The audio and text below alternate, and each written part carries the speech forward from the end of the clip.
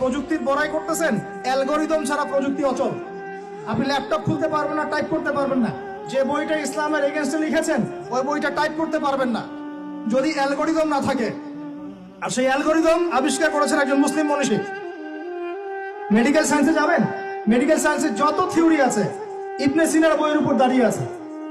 এই যে আপনি ফিলোসফিক্যাল থটসের কথা বলেন, দার্শনিক মতবাদগুলোর কথা বলেন, আপনি ইমাম গাজ্জালির বাইরে যেতে পারবেন না। আমি ইবনে রুশদের বাইরে যেতে পারবো না। আপনি অ্যাস্ট্রোফিজিক্সের কথা বলেন, এই কেমিস্ট্রির কথা বলেন, জাবির ইবনে হাইয়ান ছাড়া কেমিস্ট্রি অচল। তোমরা এগুলো জানো না? জীববিজ্ঞান এরা পারবে? জীববিজ্ঞান কি ইবনে সিনার থিওরির বাইরে যেতে পারবে? ম্যাথামেটিক্স ওমর খৈয়ামের বাইরে যেতে পারবে?